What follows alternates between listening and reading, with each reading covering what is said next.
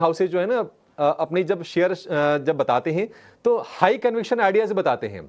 आपसे जरा उसी तर्ज पर हम जानना चाहेंगे कि आपके हाई कन्विक्शन आइडियाज कौन से हैं अब यहां से, क्योंकि नए निवेशक भी बहुत सारे बाजार में आने वाले होंगे बाजार की तेजी देखकर। तो हाई कन्विक्शन, लो रिस्क और लो वोलेटिलिटी वाले जरा शेयर बताइए, दो तीन जहां पर निवेश करना चाहिए। हाँ अभिषेक, शेयर्स तो मैं सबसे पहले बता देता हूँ, जो मैंने पहले डिस्कस किया आपके शो पे कई बार, जो मेरे हाई कन्विक्शन शेयर्स हैं वो सारे उसी थीम से आते हैं जो बहुत इंडिया फोकस्ड है। बैंकिंग जो मैंने अभी बताया, HDFC एंड कोटक मेरे बहुत हाई कन्विक्शन शेयर्स हैं इस टाइम पोर्टफोलियो में है। FMCG पर्टिकुलरली कंजम्पशन में से उसमें हिंदुस्तान यूनिलीवर, एशियन पेंट्स, वही जो शेयर्स बिल्कुल परफॉर्म नहीं कर रहे, लोग बहुत थक गए और उसके रीजंस हैं। HUL for instance, online platforms आने की वजह से, क्विक कॉमर्स की वजह से काफ़ी स्ट्रगल किया है। Same with Asian paints, because of external जो बाहर का कंपटीशन आया है जिस वजह से स्ट्रगल कर रहे हैं। तो ये मेरे फेवरेट्स हैं। लेकिन एक चीज़ जो अभी हमने की पिछले हफ्ते, हम देख रहे थे डोनाल्ड ट्रंप के जो टैरिफ्स हैं इनका सबसे ज़्यादा इम्पैक्ट किन सेक्टर्स पे आता है। तो सबसे पहले हमने देखा IT पे, बिकॉज बात हो रही है जनरल स्लो डाउन की। US में टैरिफ्स बढ़ने से वहाँ कीमतें बढ़ जाएंगी तो जनरल स्लो डाउन होगा। IT कंपनीज, इन्फोसिस जैसी कंपनी 80 से 90% रेवेन्यू वहाँ कमाती है। सो मुझे लगता है इसका कोई इम्पैक्ट 2 अप्रैल के बाद ज़्यादा होने नहीं वाला। सो इसलिए सबसे पहले तो हमने इन्फोसिस में अपनी एलोकेशन थोड़ी और बढ़ाई।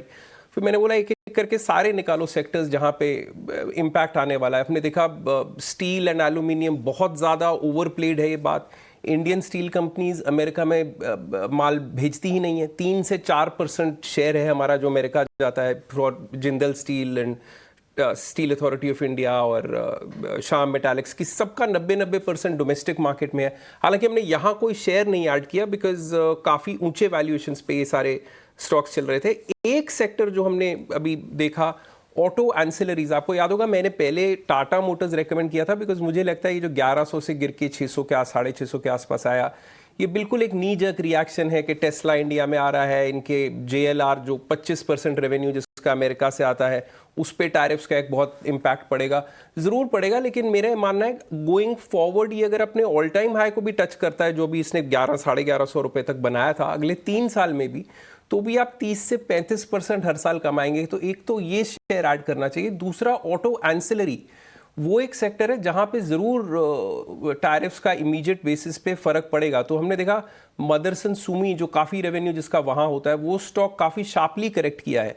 वो एक बहुत इंटरेस्टिंग प्ले है। मैं एक डिस्क्लोजर दे दूं, ये सारे ही स्टॉक हमने कुछ नहीं तो सारे ही क्लाइंट्स के पोर्टफोलियोज में खरीदे हैं।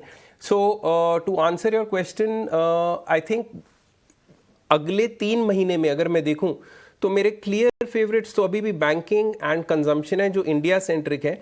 ऑटो मुझे अब लगता है स्पेसिफिक स्टॉक्स, जैसे मैंने बोला टाटा मोटर्स, मदरसन सुमी, ये बहुत ज़्यादा करेक्ट कर गया। टाटा मोटर्स पर्टिकुलरली को इतना करेक्ट नहीं करना चाहिए था, तो इसमें हमने अपना एलोकेशन बढ़ाया है।